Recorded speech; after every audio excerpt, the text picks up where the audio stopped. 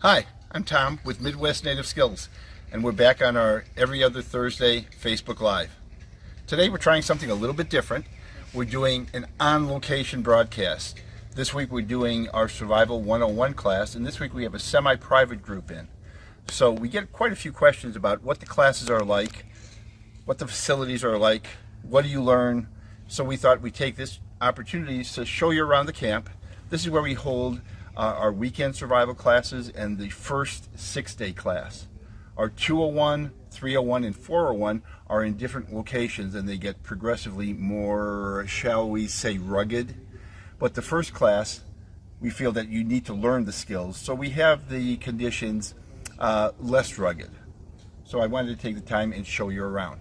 Before I do that, I do want to tell you the upcoming classes. We have our moonshine class coming up on July 3rd. Naturally, we have our plant classes coming up, and then we do have another weekend survival class coming up in July. So check out the website for those. And without further ado, I wanted to show you around camp. So let's take a tour.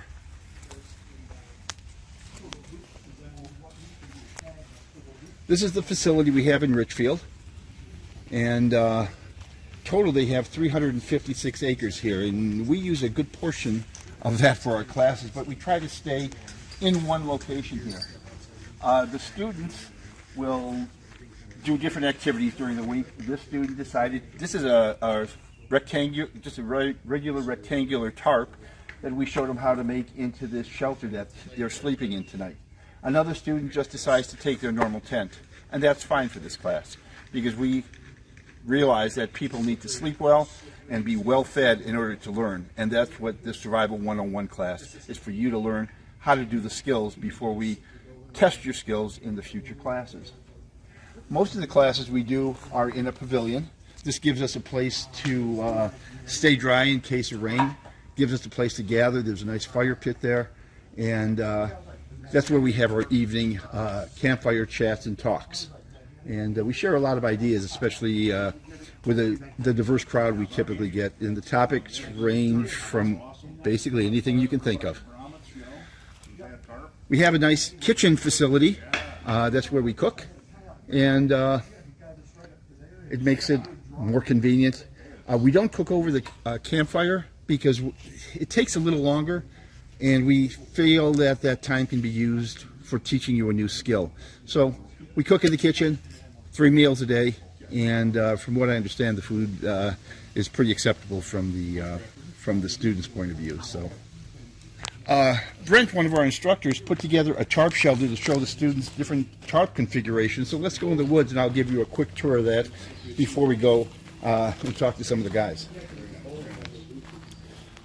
This is basically a pine forest. This is the property. Actually, was the old Kirby property from the Kirby vacuum family, and it was a Girl Scout camp from the 1920s up until the 80s, and then it lay dormant until the city or township of Richfield purchased it and kind of turned it into a heritage park. So now we lease part of that for our classes. Here's a nice shelter that Brent put up. This can be used in the wilderness, but again, these skills can be used elsewhere, like at a soccer game. Again, made from just a square tarp, and breaks the wind, gives you some protection from the sun. Next tarp we have here is just your standard lean-to tarp. Protects you from the rain, quick to put up, and pretty basic. The tarp in the back there, we have a YouTube video on. That's our taco tarp. Now in that configuration, it's more the cabana style. If he just drops this front flap down, swings 2 flaps forward, he has doors on it, and it's a totally enclosed tent. So it's kind of a multi-functional tent for the outdoors. Another popular is the plow shape. Again, this is going to give you good wind protection, good rain protection. And again, quite easy, quite simple to put up. You can put this up quick and quick to take down. In our classes, we'll let the students put these up and give them the opportunity to sleep in them to see which ones they might like better. In our classes, we do teach the primitive skills, so we do teach the primitive shelters, but we also want them to get some experience with the more practical things, because you're always not going to be in the woods making debris huts, making lean-tos from scratch. You might want to go and just hike, and you might want to take a tarp with you, so we give you that knowledge too. This is where Brent's sleeping at night. He put together a nice setup here. Last night it got below 48 degrees, or below 55 degrees. It got about 48. So he needed his fire with the reflector to stay warm. So this is where he decided to sleep last night. A nice cozy facility. And it looks pretty inviting. So why don't we go back to the main camp and see what the other guys are doing. Next year, we're thinking about changing our format a little bit. We're still having our weekend and 6-day classes, but we're also adding some intensive classes.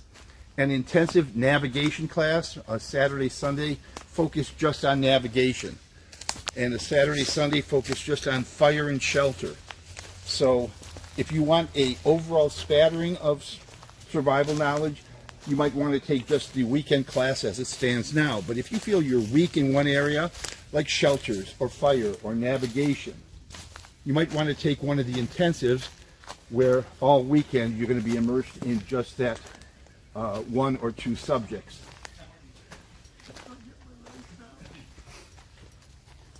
Well, looks like they're by the campfire.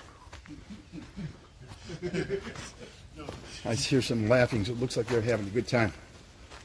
So, let's see what they're up to. Brent, you're in my seat, man. Oh, sorry, boy. Come on, man. You're in my seat. I'm out. I'm going to enjoy mine. Gotta be some club to be the boss. What's going on, guys? Good evening. Making it notch. Making a notch for your fireboard? Yes, sir. Oh, cool. Well, we're pretty much through the week. It's Thursday now. And most of the guys are getting ready for tomorrow's activity. We still have to do navigation, but we're going to be doing a simulated survival situation where we're going to spread them out. They have series of 8 or 10 tasks they have to do, which they learned all week and they were successful at, but putting it all together. And we did get a weather forecast. It's supposed to be, let's say, wet tomorrow. And Putting it lightly. because it's wet, they were asking, well, does anything change? And the answer is not really during a survival situation. And our purpose was to prepare you for whatever it is. So the rain just makes you a little more cognizant of what you have to do. You have to be a little more exact with your fire, but the skills all stay the same. So.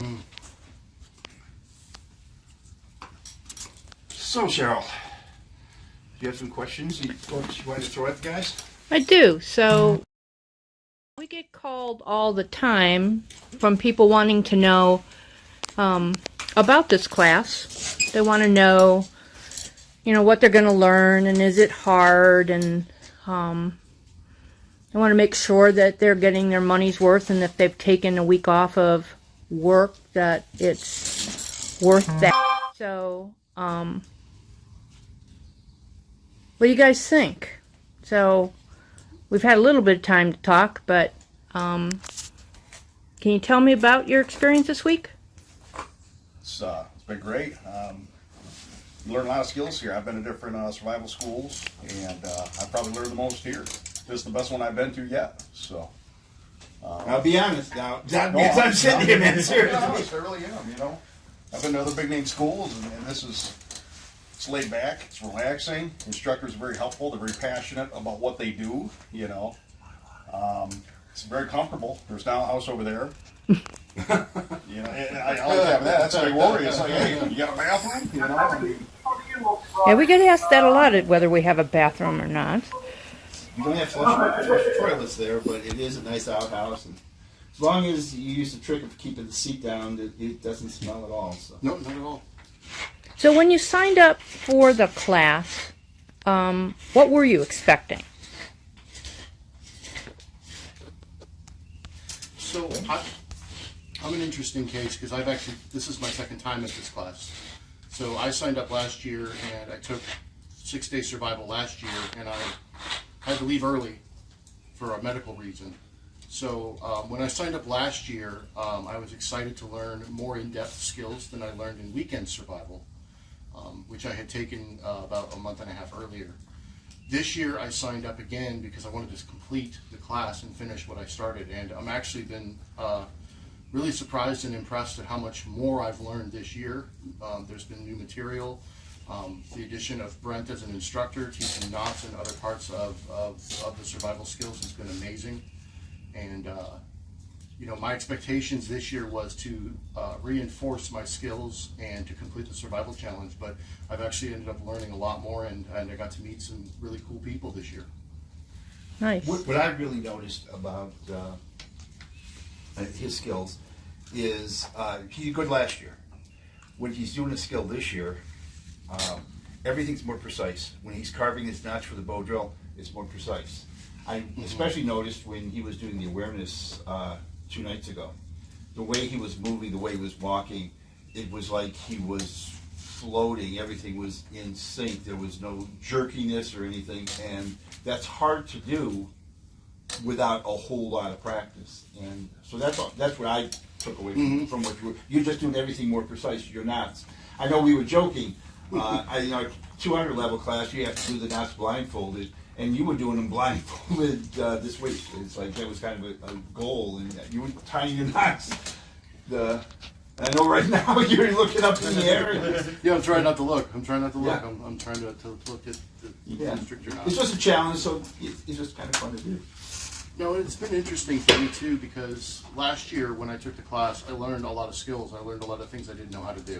Right? It was all new. It was kind of fresh and exciting and challenging. This year, I've learned the skills before. I'm reinforcing that knowledge, but I'm actually learning more about my own person and where I fit into the whole survival equation, my physical abilities, the limitations that I have, and learning where I need to focus my time and practicing on survival skills so that if I am in that situation, I can both mentally and physically be able to get through it. A lot of people think that survival skills is, okay, I can read a book or watch a YouTube video, and I know how to tie a knot. I know how to do a bow drill. There's a lot more to it than just knowing a physical skill. It's, Oh, God, yeah. Night and day different. it's crazy. So was Especially there? if you were in a real situation and you had pressure on you, like somebody was depending on you, and we need to do some skills. So is there anything about the class that surprised you? So you clearly had expectations about what you'd signed up for.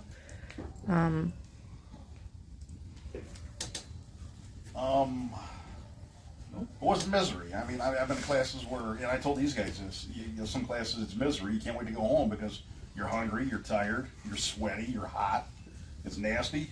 You're learning a lot of skills here, but it's calm and relaxed, the atmosphere. You know what I mean? And there's camaraderie. You know, it's not just, you got strangers just kind of doing their own little thing, not talking all week. It's kind of nice to meet new people and, socialize and kind of hang out. And I mean, one of the best times we have is after class at night, late at night, just sitting around the fire, just that camaraderie, just laugh and joke and telling stories, We laughed a lot. So that part, I thought, that surprised me. That did. It's cool. So Brent, tell me something. I know that you started out taking one class and then you took 2 classes. So what is it about this that you like so much? I'd have to say the people I meet. I mean, Tom is like the best instructor I've got to learn under. I'm happy to have him as one of my mentors in doing any of the bushcraft and homesteading type activities. And everybody I get to meet, I don't think I've met a bad person out here. And like I say, I must be up to like 5 classes now. And Tom invited me to come on board, and I really enjoy it. And everybody's nice, and we eat all week long. Oh my God. And I really enjoy that part. And it's a great time. Even if I wasn't here, I'd enjoy with just being out here with everybody. It's more than just a class. I feel, and I think I'm not speaking for you, but I think you feel the same. You make your friends here. Oh yeah. Yeah, and you keep in touch, and it's different.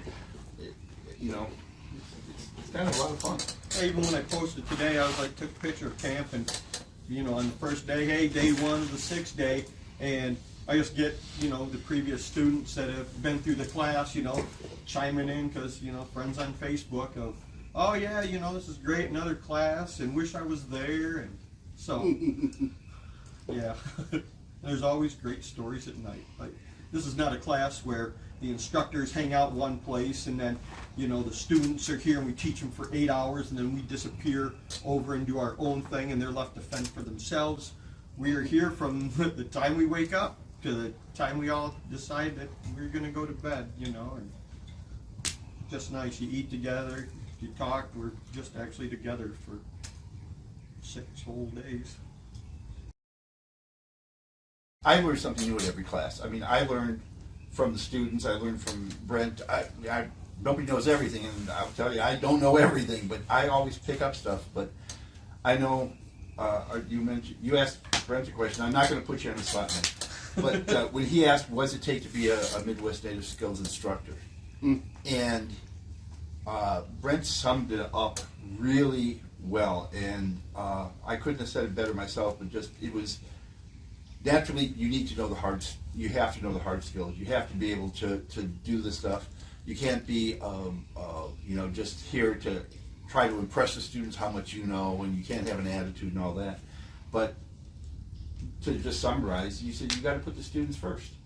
Yeah, it's always important that I'm the only reason I'm here is to share my knowledge with everybody who came here. I mean, they're the most important reason why I'm here is because they want to learn and carry on the traditions that Tom's sharing with us, and I'm happy to be part of, you know, a team that can pass on the old ways. Yeah, and that's the fun part of it for me. Seeing people, you know, get the boat real far. You guys got boat real far. Yeah, it's the epiphany whenever they see that knot, and they will never ever forget how to tie that knot again, Yeah. or you know, set up that trap. They saw the trap. They now understand the trap. It's just really nice to see that look in somebody's eye that you just gave them something they will now own forever. So we've actually got some people on here with us. So Terry and Teresa, Ryan, Wendy. Wendy has a question for you. She wants to know how much equipment you brought with them, and of that stuff, how much have you used? Oh, So did you overpack or did you underpack? I definitely overpacked. You know, you got other schools that got a big long gear list of all the things you need, and it's a long list of items. Most of the things are supplied here. You know what I mean? I have a lot of things in my pack I didn't have to really use. I used my knife, I used my bow saw, my Leatherman, my tent. But beyond that, most things are supplied here. Example, tinder, jute twine. That was supplied here, and that's kind of neat. And then that's kind of a stress relief too. You know what I mean? Good. Yeah, for me, it's, you know, if you bring a tent and a sleeping bag, I mean, even if you don't have a knife, they have knives that you can use. They'll loan you a knife for the week and teach you how to use it properly and safely. You know, you don't need a lot of stuff. You don't need a lot of gear. I brought a ton of gear just because I like to play with gear and participate in some of the options that are out there for different aspects of survival, but it's all optional.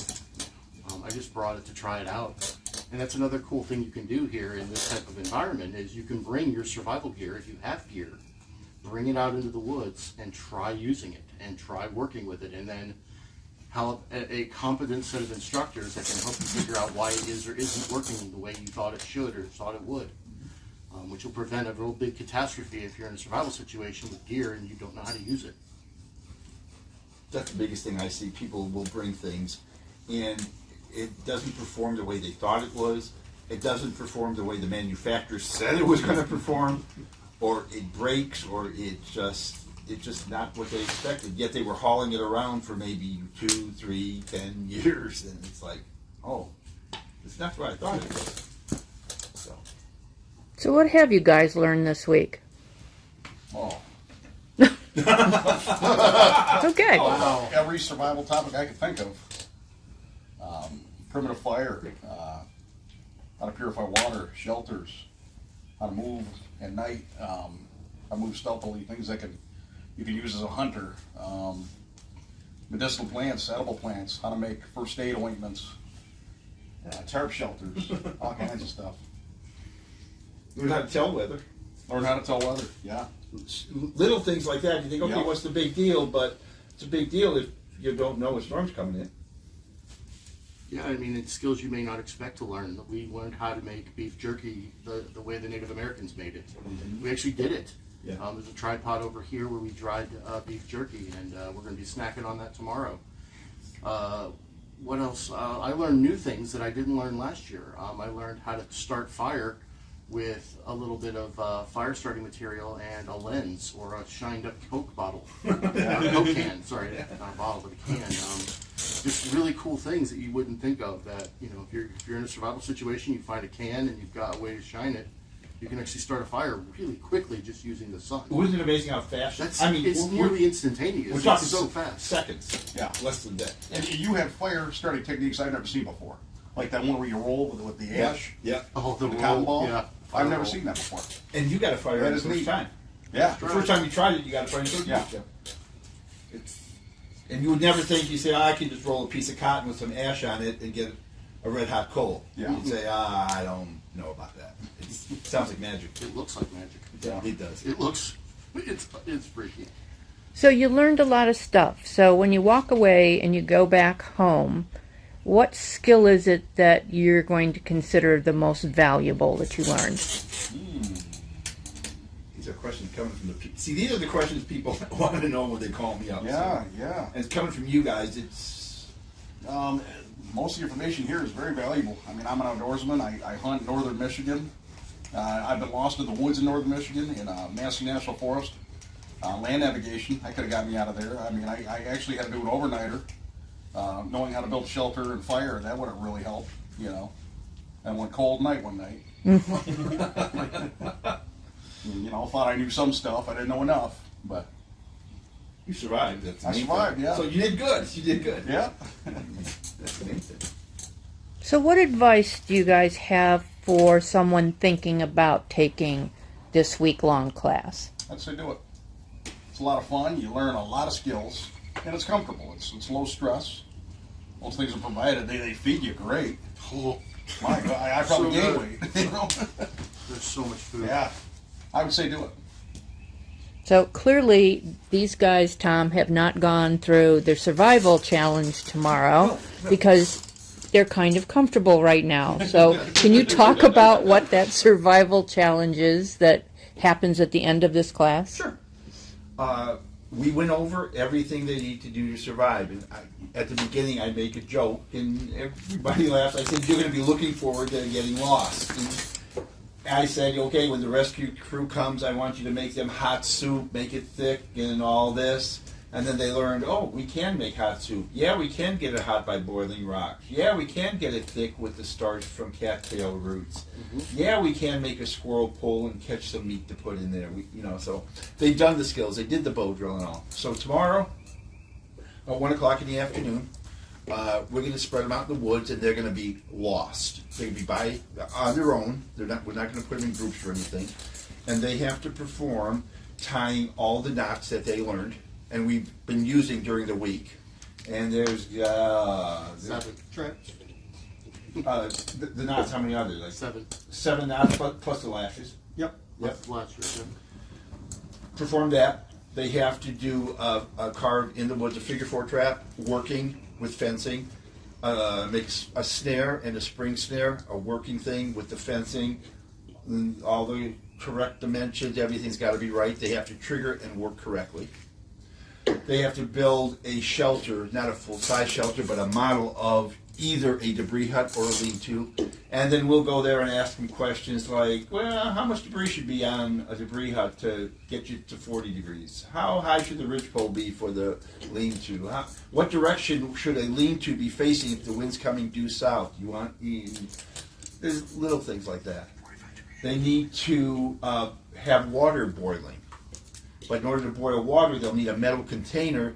So we're going to hide their metal containers someplace in these woods that they have to find. But we're going to give them a map with coordinates and bearings and a compass so they can navigate to that. So they're going to use their navigation skills that they learned to be able to go distance through the woods and find direction. What else are they going to do? Start a fire. They got to start a fire, and preferably with a bow drill. And we have incentives. If they use a bow drill, there's monetary incentives toward either classes or items in the school store. So if they do certain things, replace things on their bow drill with natural things, there's more monetary incentives. So we kind of try to make it fun. If they accomplish all of this, they get to get dinner. And we have fish, because this week they learned how to fillet fish. They get a fish, and then we give them some rice, and we give them an onion tomorrow. We taught them, or talked about how to put an onion in foil and cook that over a fire so it's nice and sweet and all that. So then they get to go out there in their little base camp that they built and have their dinner. And so that's the challenge. And they have till dark to do it. We have some people that get through it, and we have some people that it's not that they don't have the skills, but mentally they get fixated on one thing and they learn about themselves that they should have skipped that and go to something else. So, kind of like Kevin was saying, you learn a lot about yourself during the survival challenge. We do go around, we do want them to succeed. We're not going to do the skills for them, naturally, but if they have questions, we're there to kind of guide them. So you guys ready? Absolutely. Of course you Well, on are. top of that, you have classes that get progressively harder as well, too, it sounds like. Right. 201, Yeah. 301, 401. And The 201 is the applications and techniques. So, okay, you're going out in the woods and you're finding a location the first day and you're building that shelter and your tent goes away after the first night and you're living in it for a week. So you better have that 3 foot of debris, or if it rains, you're going to be getting wet. And then you're field dressing animals. You're doing all your fires with a bow drill. You're purifying all your water. So it gets a little harder, and you really sinks in how time consuming something as simple as getting your water for the day is. You have to make the fire. You got to go get your water. You got to boil the water. Now it's hot. Now you got to cool down your water. It's more than just turning on a tap at home. And then 301 is nomadic, and 401 is go out with a knife and a blanket for a week. I remember last year you told me that the 401 class, when you get there, you take a knife and a blanket out into the wilderness, and you learn 2 things. Right. You learn you don't need the knife, and you learn that you don't need the blanket. That's very true. The only 2 lessons you have to learn at that point. Everything else is provided, and you have the knowledge in your head. And, and then survival is not hardship. No, Well, it doesn't have to be. doesn't have to be. No. Paul's joined us, Tom.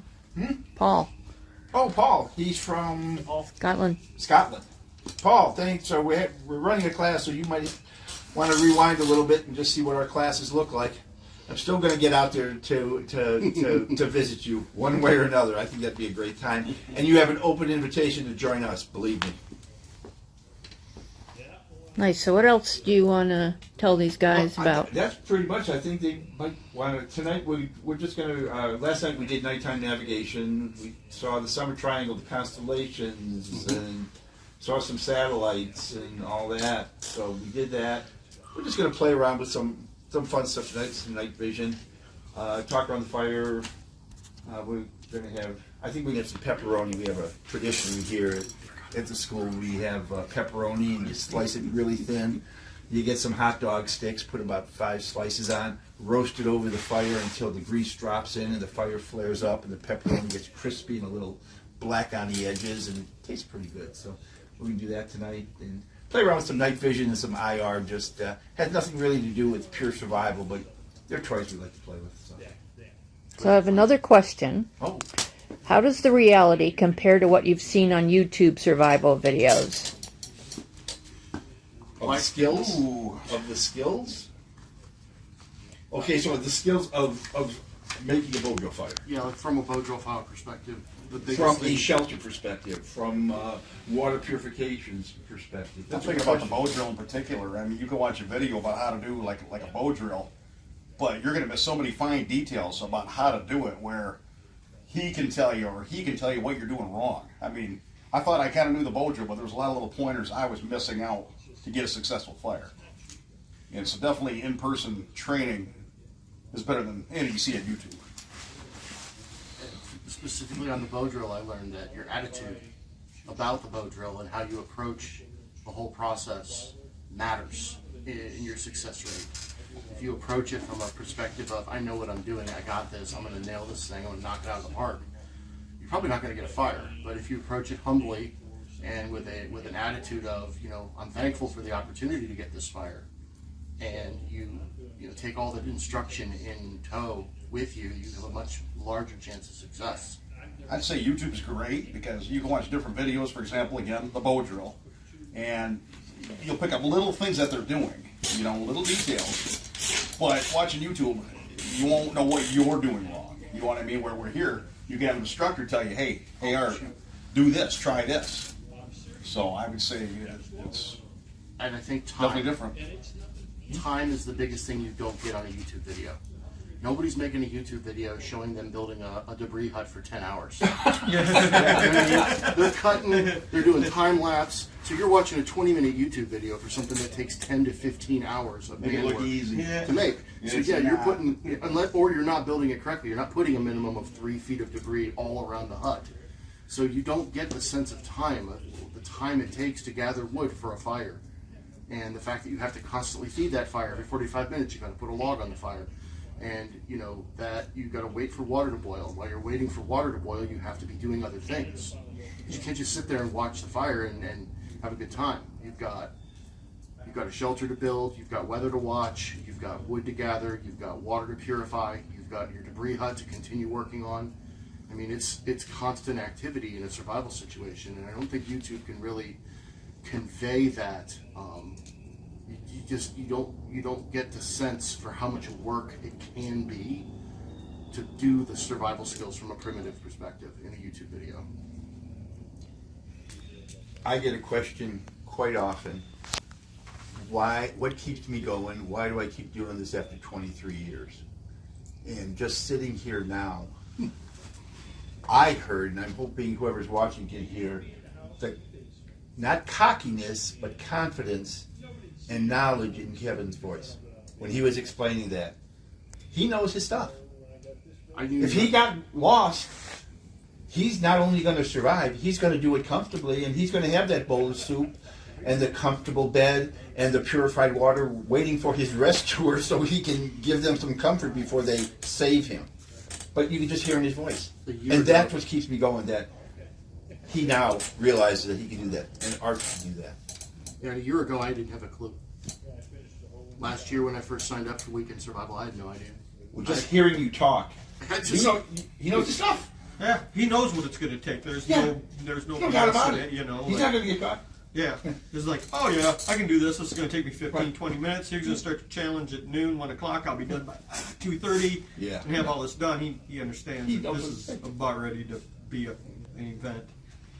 I know watching you do a bow drill, I'm not sure what's quicker, you using a pick light or using a bow drill. Well, thanks guys for sharing it, and like I said, problem. I wanted your heartfelt, because people ask what's it like, and I can write all kind of stuff on the web pages, but it's nothing like hearing what it's like. So that's what we're I actually have another question for you. Oh, okay. Wendy wants to hear more about awareness, and what does that mean? I can speak to that because it's something I have to work really hard on. So for me, awareness is slowing down. At its core, it's slowing down. There's a concept called wide-angle vision, where you're not looking at anything directly, you're looking at everything at the same time. And you're taking in all that information without focusing on any one part of that information. Awareness is one of the things Tom told us to do is you're slowing yourself down to the speed of nature, which is about a quarter of the speed that we normally operate at as Americans. You're quieting your mind, you're slowing down your movements, and you're taking in all the information that's around you without actually focusing on any one part of it. And for me, I have severe adult attention deficit disorder. I'm extremely ADD. My mind races constantly. So I have to work really, really hard at that. And it's been a joy to learn that. And I've practiced for the last year of slowing myself down. And Tom, told me yesterday that it's really starting to show that I can slow down and move slowly within nature and kind of blend in, if you will. It was real obvious. It was really obvious. And I'm just not saying that it was. If I didn't see it, I wouldn't have said anything. It was really obvious. So why is this awareness so important in survival then? Guys, you want to answer? Why is awareness important in survival? I can answer, but or why I see it. It's important in the woods. It's important in the city. It's important in day-to-day life. I mean, it's a dangerous world out there, and it's stuff you need to know. You need to know what's going on all around you, I mean, you need to be aware of your surroundings.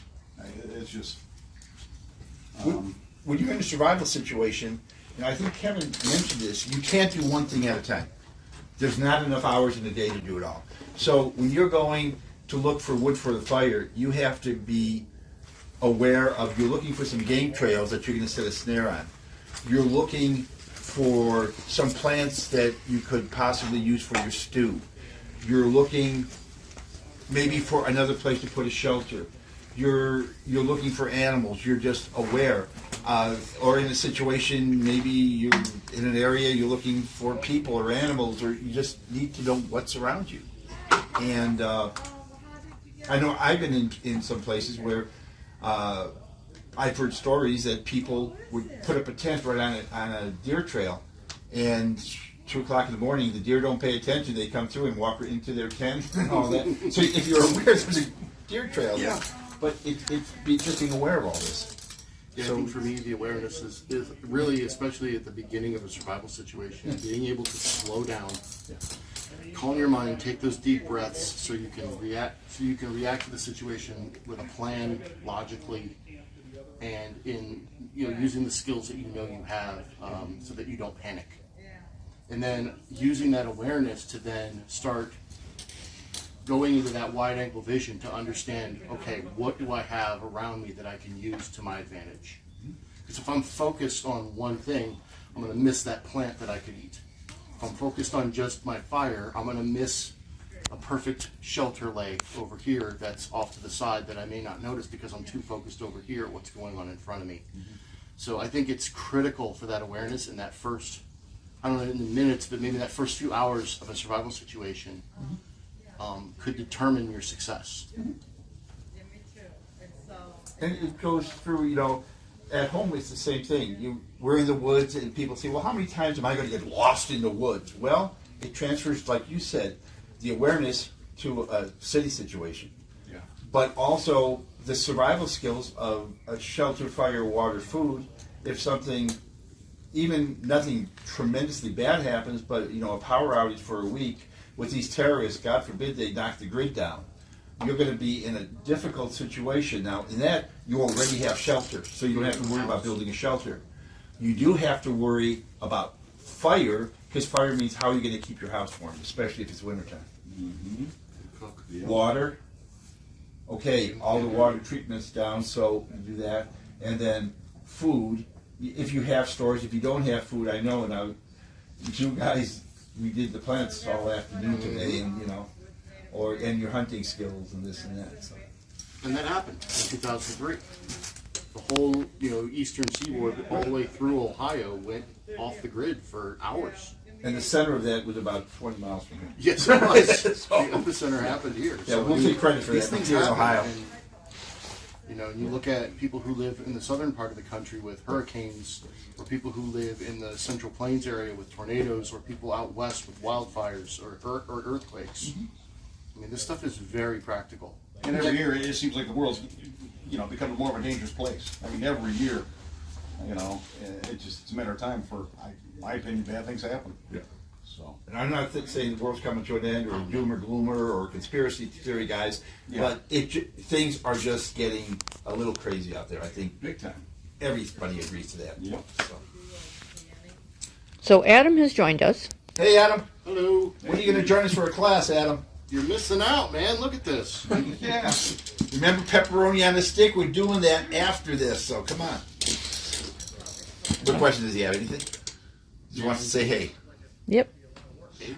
Oh, Adam's wife, Jamie, is the one. Remember when I took out my knife and I said, a girl came and she had her dad's AK bar, and she said, "Can I get this sharp?" And she used the DMT. The DMT. And she spent all day, and she's the one that got that knife. Like, Sharpen that K-bar, huh?